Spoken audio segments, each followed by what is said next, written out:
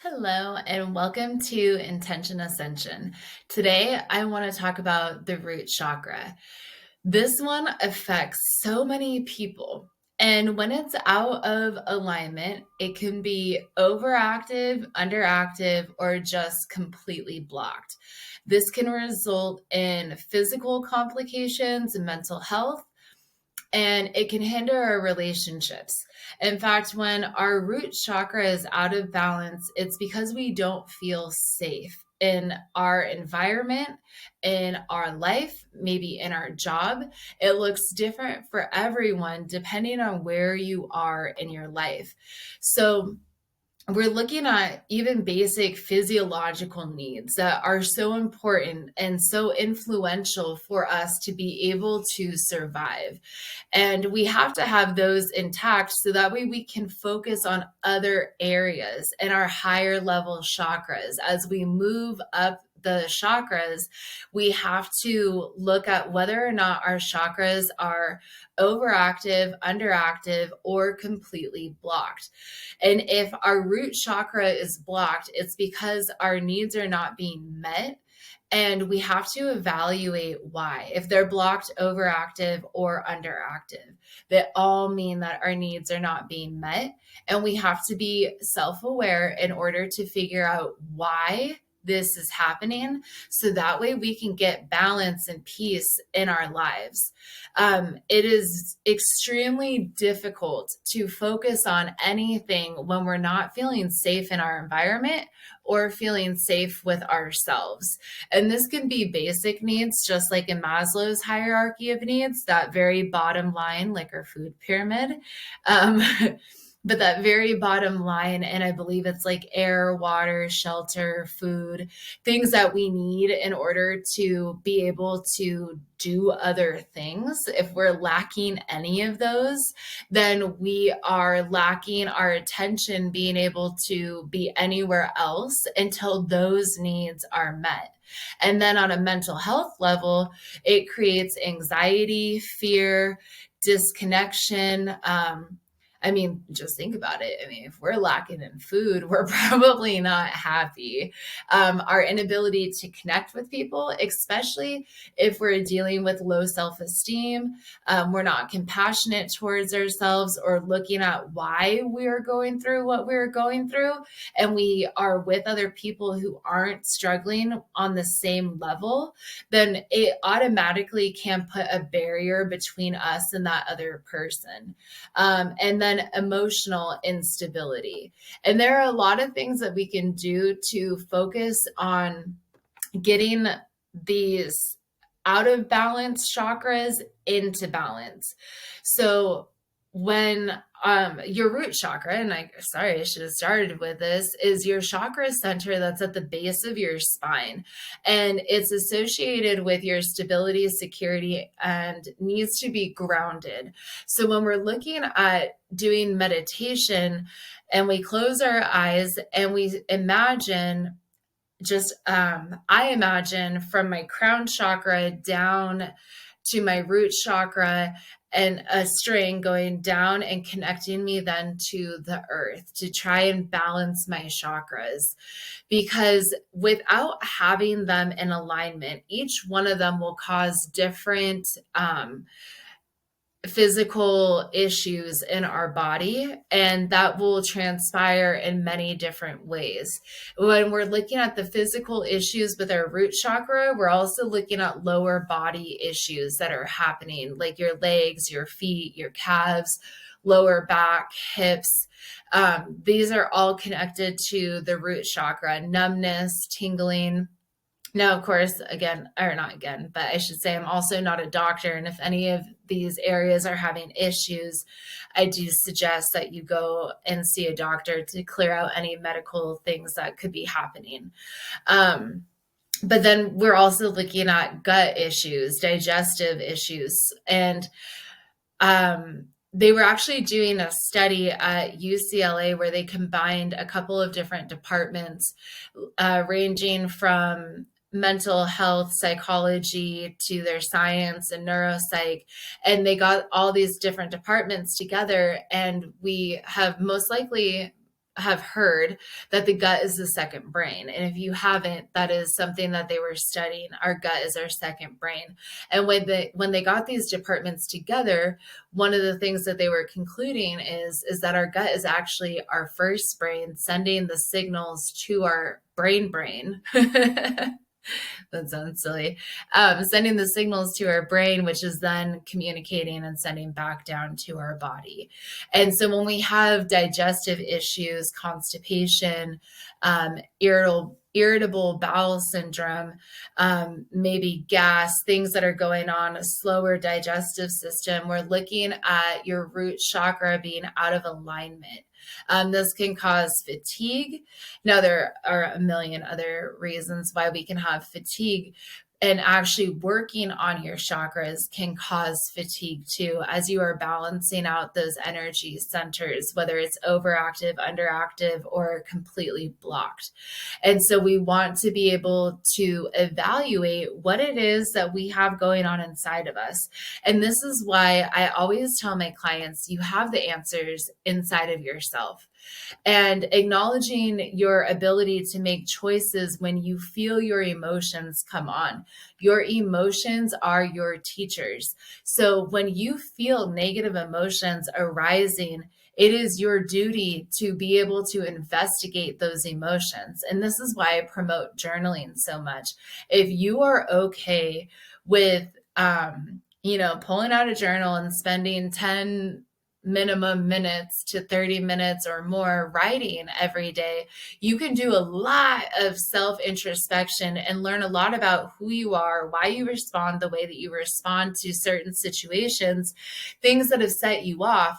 And if you choose to write in the heat of the moment of whatever you're feeling, anger, jealousy, fear, shame, whatever is ruminating in your mind and is taking up way too much time for you to evaluate, if you put that pen to paper, not only do you have another way of releasing that energy, but you are also making a defined document that you can go back and read, so you can learn more about where you are when you're in the heat of the moment.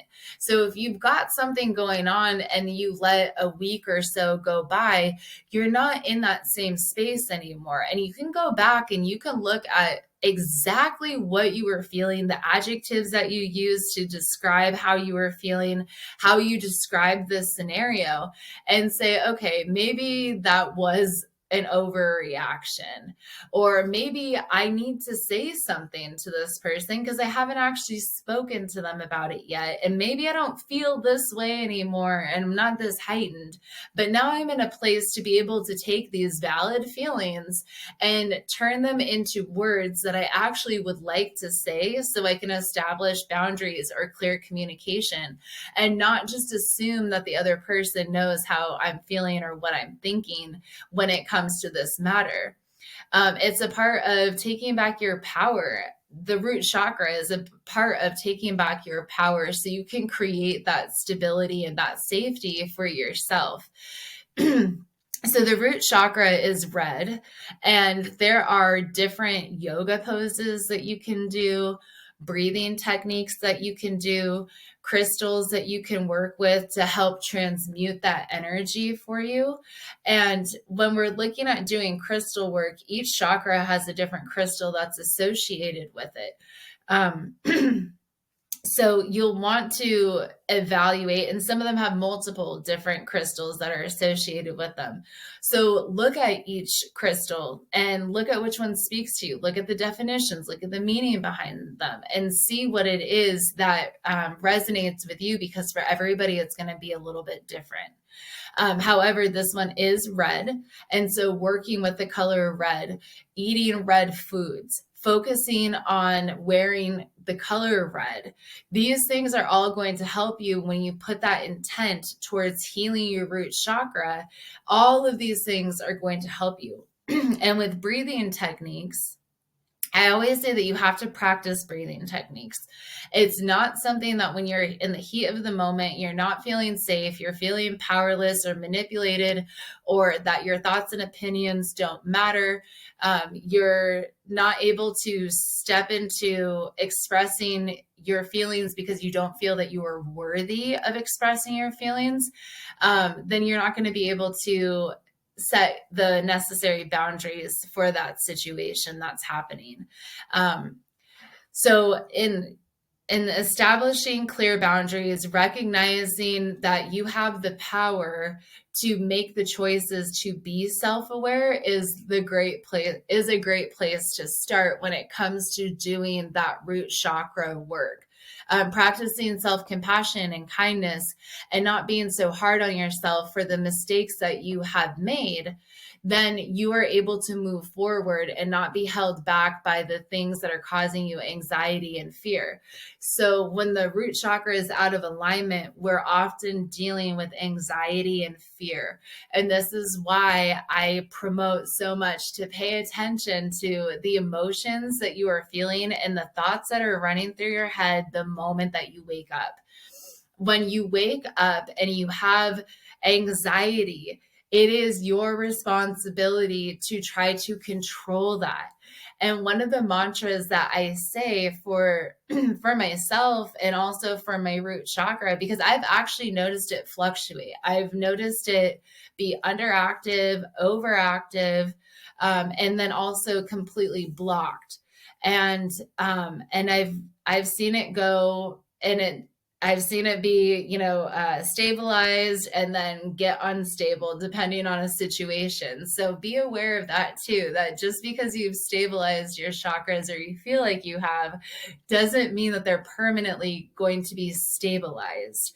But you definitely have a far greater opportunity to restabilizing it much faster when you recognize what it is that knocks you in either direction, overactive or underactive, or just completely blocked.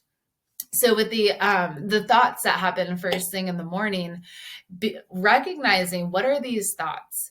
And one of the mantras that I try to say to myself, because I do often wake up in anxiety still, and I will say, I am enough. I have had enough. I will always have enough. I am enough. I have had enough. I will always have enough. I am enough. I have enough. I will always have enough. And I repeat that and I try to block out whatever it is because it is not beneficial for me. It is not good for me to wake up in these feelings of anxiety over things that I cannot control. But I am learning how to control my mind when I practice doing that. And it doesn't mean that you won't say the mantra and then go right back into all of the things that you've got going on that day. Or maybe if you've gotten into a fight with someone the day before, or if you accidentally said something that you shouldn't have had or shouldn't have, it doesn't mean that those thoughts aren't going to intrusively come right back in, because most likely they are at some point. And if you've only said the mantra 2 times before you're off track and you're back to freaking out again, that's okay. You're exercising that power to bring yourself back into the moment. Continue repeating the mantras and reminding yourself that you are worth more than having this anxiety that is currently happening. And if you don't have a solution for it, which is often how we find ourselves going down the rabbit hole, we justify it because we need a solution. If we have a solution, we'll solve our problem. If we solve our problem, then this will be over and everything will be okay. But the reality is that if you don't have the solution, then you're going to continue ruminating and ruminating and ruminating. And the more that we hype up our nervous system, and the more that we speed up our brain and going down this rabbit hole, then the more chemicals that get released into our body and the worse off it is for us. We even start thinking about things that we know are never going to happen. It's like, well, what if it does? So the anxiety and fear is a very important part of that root chakra. And that is why so many people have an out of balance, overactive, or blocked root chakra, especially in today's day and age. So let's see. And so, yeah, so we want to restore balance by being able to learn what techniques are going to help us to ground. So, like I said earlier, yoga, meditation, breathing, eating red colored foods, diving into creating redness around you. And with that focused intention that you are working on your root chakra, practicing that mindfulness, saying your mantras, and then doing the inner work that is necessary for you to be able to come to the solutions that are going to benefit you and not going down those rabbit holes of fear and anxiety. Repeating the affirmations of knowing that you are safe and knowing that you are okay. And that is why I say the one that I say, because I have always had enough. Does that mean that I wasn't ever not hungry? No, no, there were times where I was starving. And now I get this opportunity to look back at those times. And I think about how it was more or less like fasting. And it was a gift from God that I didn't even recognize that I needed in that moment in time. And it wasn't coming from suffering, but because of the way that my mind was trained, I was in poverty, I was in lack. And when we can flip our mindset from being in lack into being in abundance and being grateful and looking at situations where we've had less than what we would have desired, doesn't mean that there wasn't something that was clearing out of us during that time, or building our resilience, building our empathy towards others. I remember the first time that I was without food and I was afraid to ask for money, and I didn't have good money management. And I was learning everything all over again from ground zero. And and I felt too irresponsible and unworthy to even ask for money from my family for food. Would they have said no? No. But I didn't feel worthy of having it. And I went through this period of time where I truly understood what it felt like to be hungry, which then grew my empathy and my compassion towards those who are suffering without food. And as selfish as that sounds, I had to have that experience in order to truly understand and not just have compassion towards people who were hungry, but to actually know what it feels like to have your stomach cramping, to not know when you're going to eat again, to not know how you're going to nourish your body or gain the energy to do the things that you need to do. It brought me to a different place in my life where I am thankful for going through that the first time, the second time, and the third and fourth, and so on, because it didn't just happen once. But the first time it happened, it was very, very traumatizing to me at that moment. And now I'm able to look back with gratitude for being able to experience that. And now today I live in a space where I recognize we don't actually need 3 meals a day.